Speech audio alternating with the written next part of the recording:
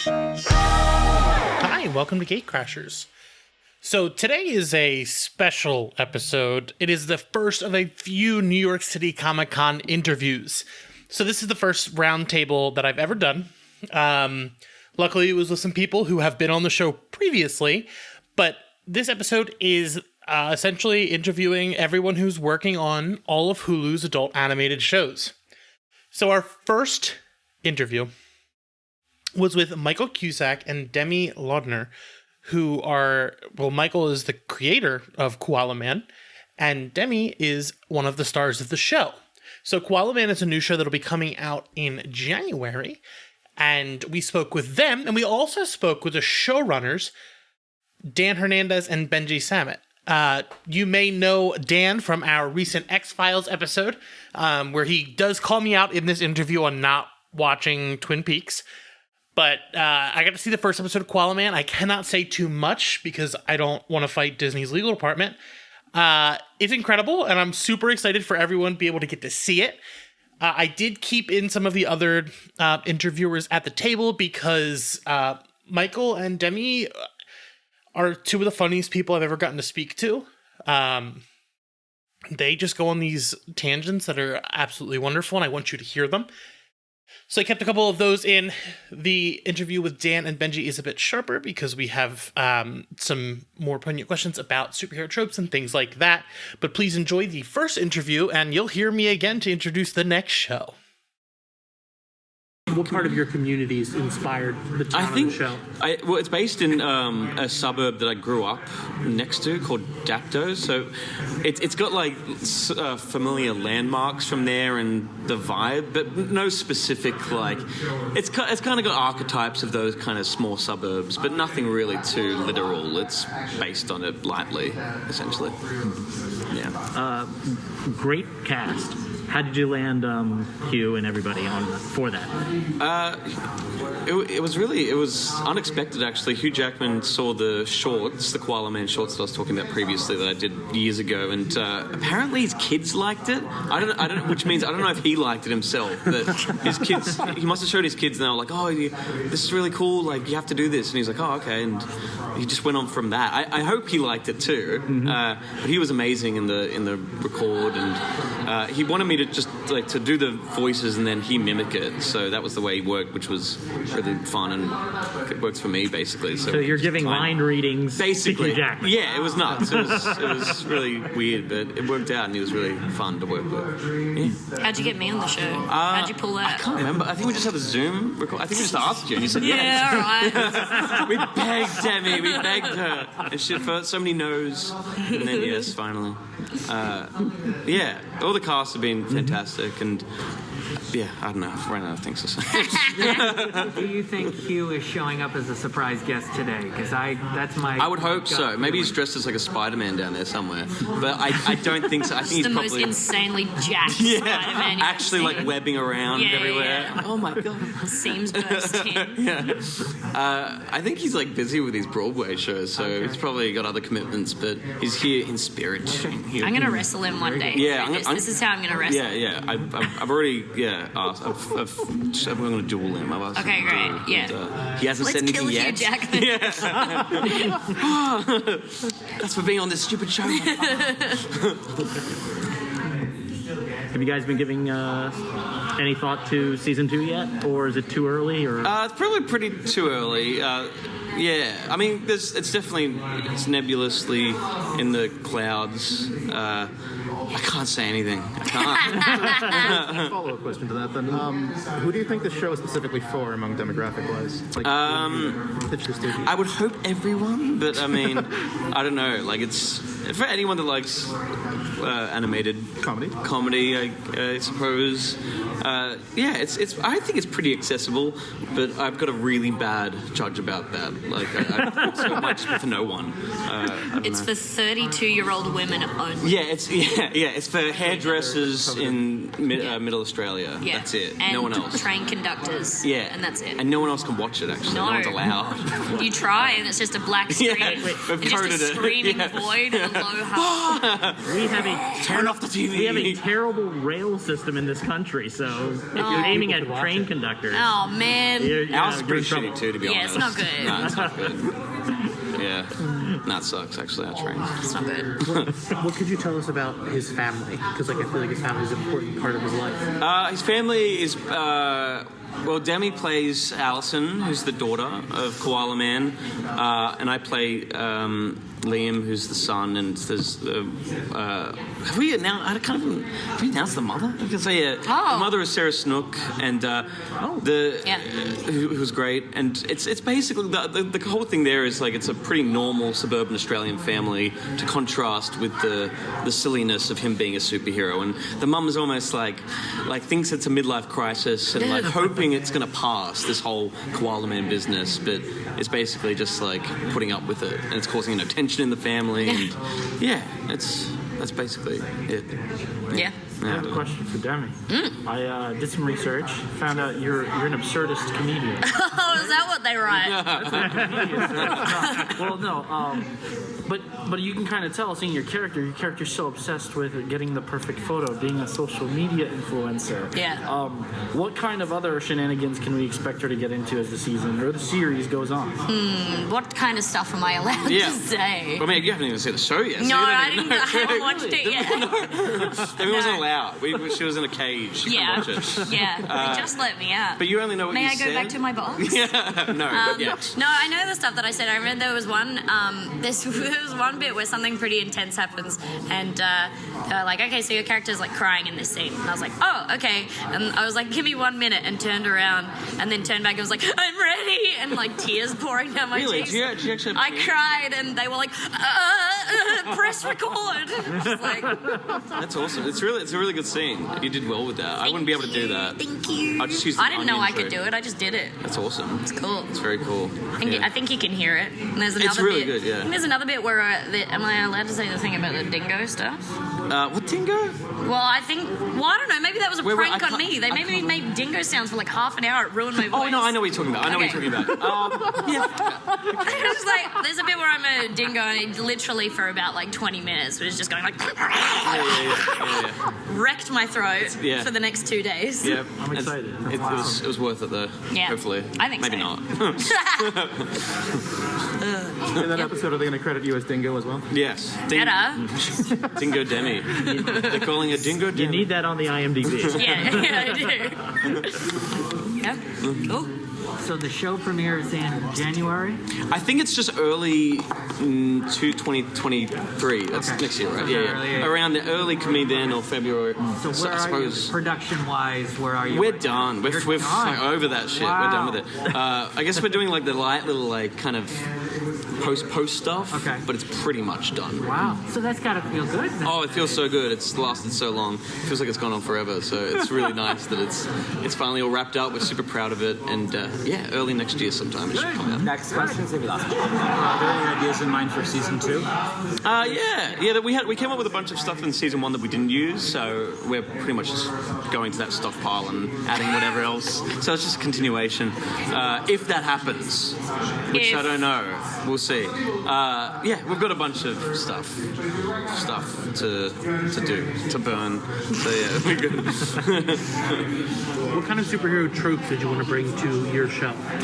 All of them. Yeah.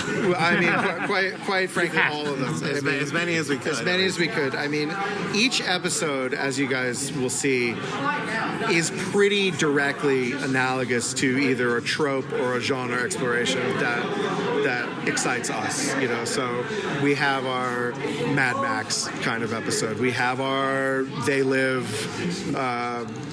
Body Snatchers kind of episode. We play with time travel. We play with all kinds of insanity. And I think that one of the goals for us going in was to exactly explore all of those tropes of these, superhero has become such a part of the pop culture lexicon. But for me, growing up, it was not that, and it was really digging in on comics, single issues of comics, and studying them like obsessively. I can't ride a bike, but I can tell you about like the first 10 issues of X-Men, like panel by panel.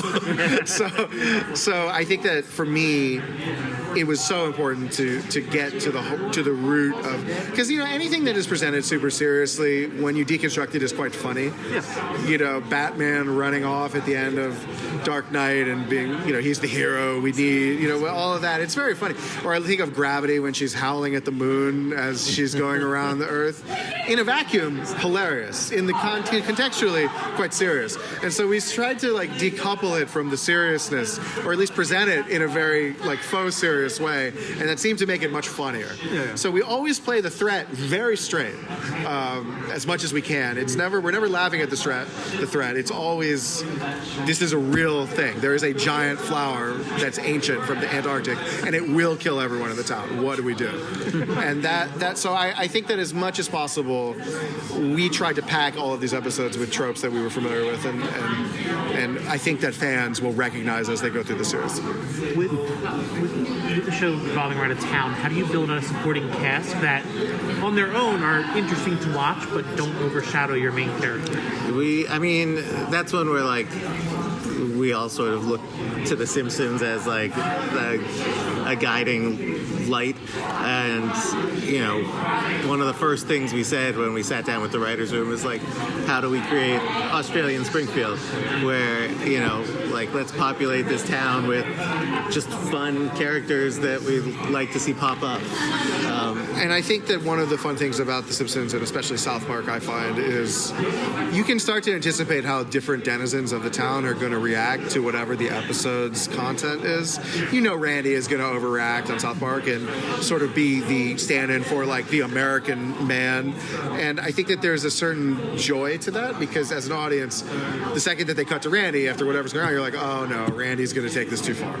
Or on The Simpsons, when Springfield is going to turn into a mob at some point. It's just what they do. They're going to be an angry mob, and Reverend Lovejoy and his wife are going to scream about the children and the ethics of the town, and Barney's not going to know what's going on, and it's like there's a familiarity, I think, that by putting these other characters, these side characters, into the world, that also makes it weirdly feel more realistic. I think in a lot of ways it feels like a lived-in place. And Michael is actually from Dapto, so I think it was applying his lived experience to, we say that the show is set in Australia in quotation marks because it is a surreal version of Australia.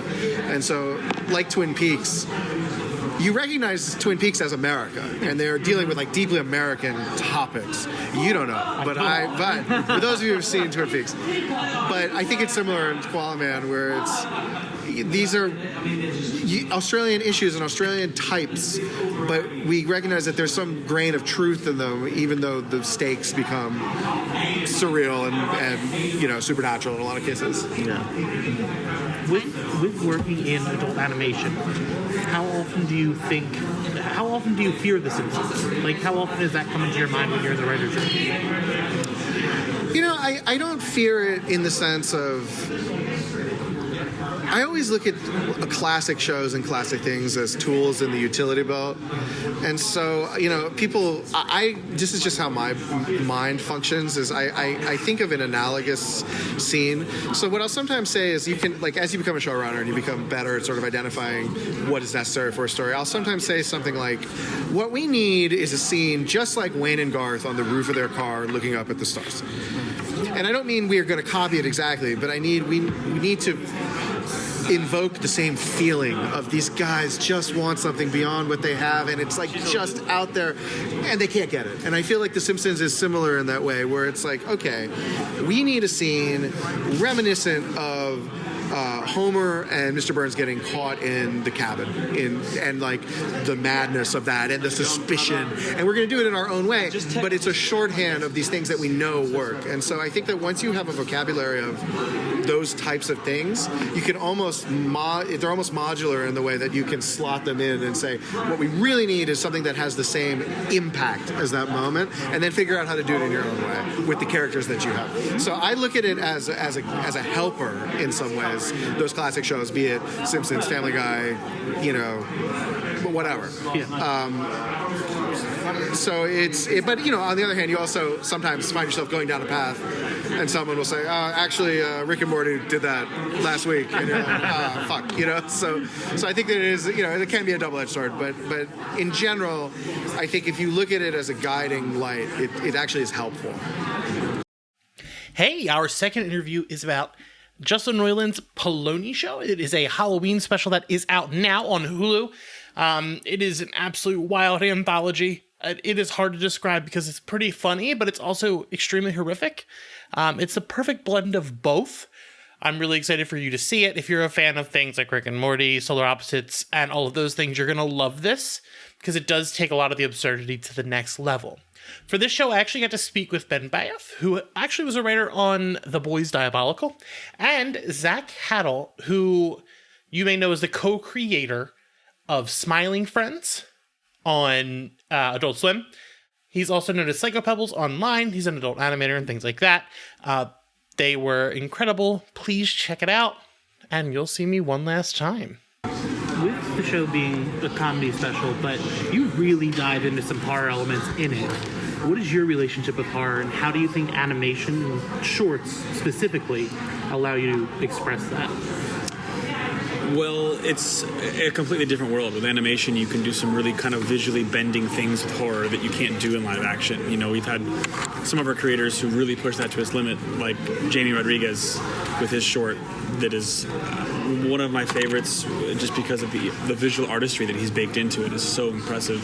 And those are ways to really reach really far when it comes to the horror genre. And, with the Palonis framing the special, there's so much wonderful, references of Justin's favorite Halloween movies that we tied in obvious homages to that were a lot of fun to play with as well in an animated space. I think it's great that if you're doing something live action, you have to build props and animatronics. You have to get actors. You have to get costumes. With animation, you can really, the sky is the limit. You can really do basically whatever you want. And I don't know. I think that's free when you're actually writing, when you're laying it down. There's not those obstacles. I mean, you have the obstacle of budget, or you have the obstacle of just laying things down. But you can do a lot more. You don't have to go, oh well, we can't. How are we going to do that? So I don't know. I think with animation, you can really kind of go ridiculous with it, especially if it's comedy horror. Tonally, the animated medium allows the tone of the content to excuse a lot more shit that you just can never get away with tonally with live action. There is one specific short called Plopsy. Yes. It's a live action. Yep. Who wrote that one, and what was it like to work in live action? Because it's fucking deranged. It's the greatest thing. Yeah. Oh yeah. I'm very close with that short. So these two very, very talented girls, Sydney Heller and Olivia De Laurentiis, wrote that short. They're the two girls who are in it. And early on, Justin had talked about pairing them up with me because I have a background in doing live action and puppets and stuff as well. And so I kind of jumped in with them and directed it with them and actually made the Plopsy puppet and had a lot of fun workshopping that dynamic with them. Yeah. Yeah. Which is just it just happened to work out that way. But that was a really, really fun sketch to shoot. We did that with Stupid Buddy Studios, and just so many talented folks there who really know how to bring something like that to life in a live action way. It's the only live action short in the special. What strengths do you think come from doing an anthology? So having it be your story be a shorter punch rather than drawing it out. Well, that's one of the things that is from Justin's original conceit of this concept, is that you've got characters who are not only just hosting a variety show, but get drawn into their own story at the same time. And so that's something that's unique to this show that I think is a big strength of it, that when a sketch ends, you come back in, you're like, oh yeah, we're in the middle of a chase sequence or something like that. And I think that's one of the big strengths because there's a lot of energy there and it allows the pacing to really keep up.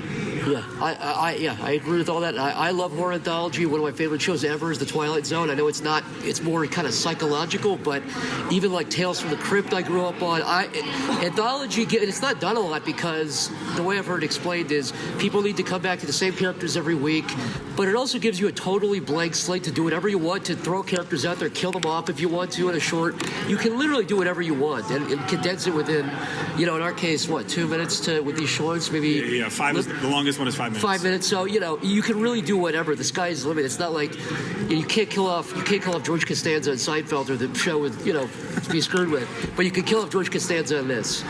Yeah. We don't kill off George Costanza. I'm just saying the analogy here is if you wanted to, you could kill George Costanza. Right. Yeah.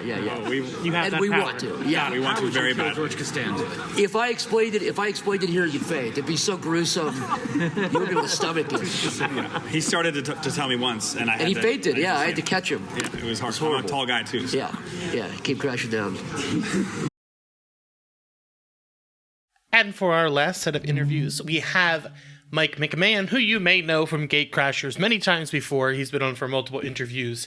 And his executive producer, Danielle Yurak, to talk about Solar Opposites, which recently also had a Halloween special, which brought back the fucking Crypt Keeper. I don't know how they pulled this off, but it is an incredible holiday special.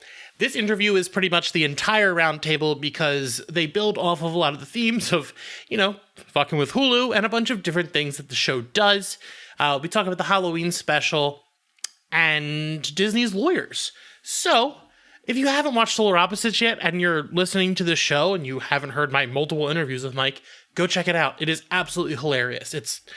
I cannot say enough good things about Solar Opposites. So thanks for listening, and we will see you in our next episode, which will be Star Trek. Hello, hello, hello, hello, hello, hello.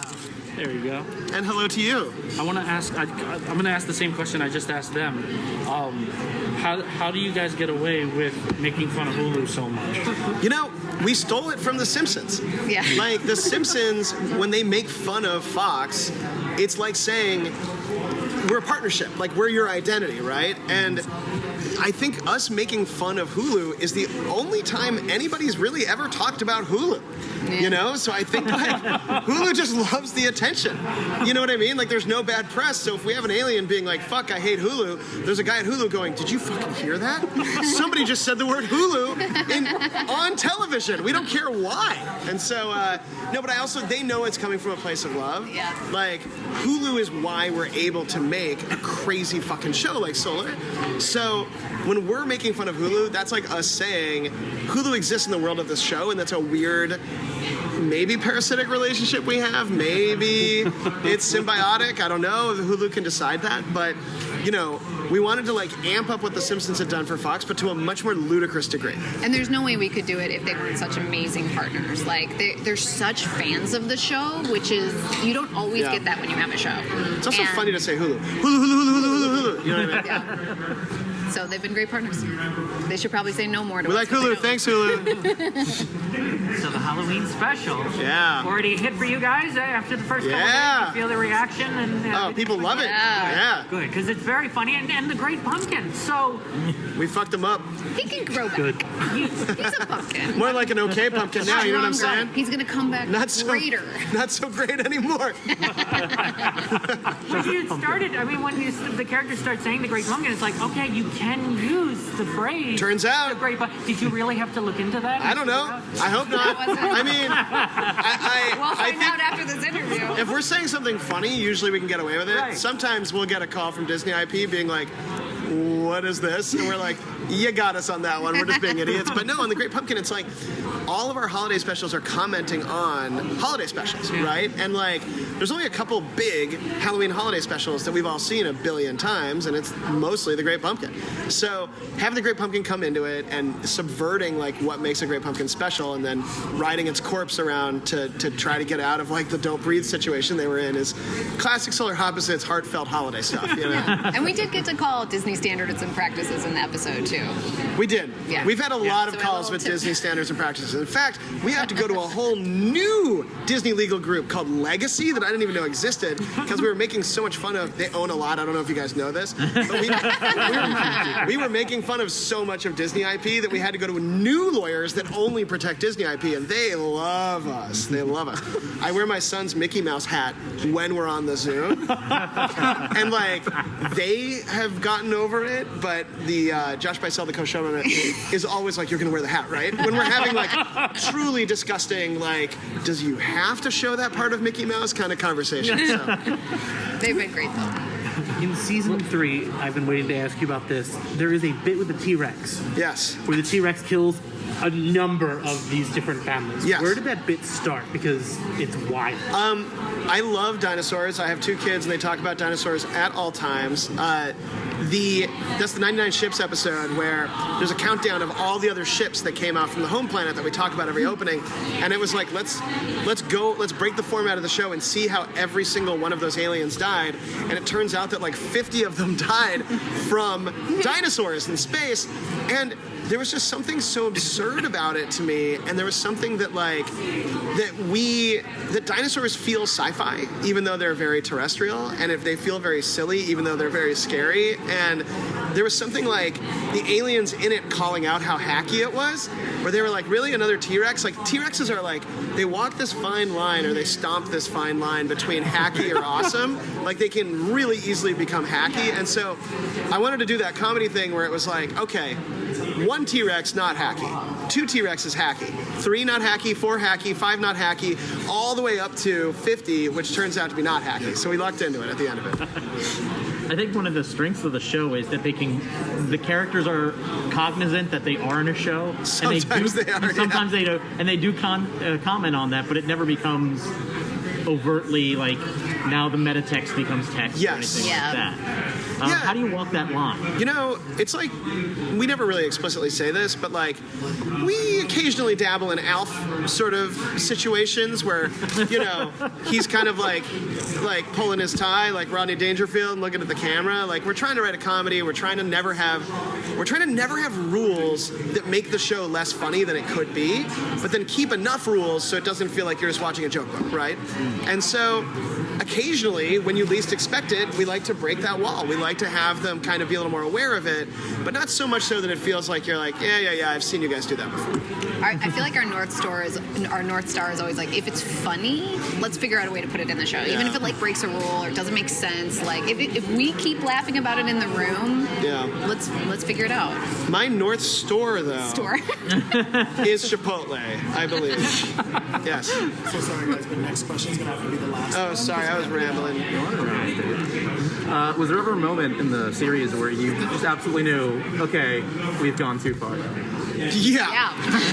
Did you share it, like a story? I mean, I don't think Disney would want us to share it. But usually if there's a moment where you're like, wow, how did they were able to do that? That's because there was something 12 times worse than that there. Yeah, you're seeing that's even more fucked up. There was one T-shirt on Terry. T-shirt we can't tell you literally what it is, but it resulted in lawyers from Disney calling me saying that people in another country were going to use my emails in discovery for a trial, like a lawsuit they were in, because the T-shirt was so fucked up that it accidentally was similar to a different trial that Disney was being sued for. And that was after emails with like 50 lawyers on it, and it was still a really funny T-shirt. I can't tell you what it is, but I think about that T-shirt all the time. Anyway, I finally, when they called me, I was like, guys, we can just do a different stupid T-shirt. I kept claiming I didn't know the Disney IP they were talking about and pitching different ones, like Peter Pansexual and like stuff like that. And being like, and I was like, but anyway, that's where we went too far, is when Disney was like, you never want somebody at Disney to look at the big red button that cancels the show and be like, it's time to press that button. But wait, let me tell you guys one more thing before we lose you too. We're about to have a panel where we announce, and don't post this until after our panel, that we have a season 5. And we've been working on it, and it's awesome. Season 4, we're already in color cuts, and it's looking amazing. So there's a lot more great solar opposites. There's a lot more of the wall. A lot more holiday episodes coming. A lot more Silver Cops. Different holidays. A lot of really cool stuff coming. Congratulations. Awesome. Thank you.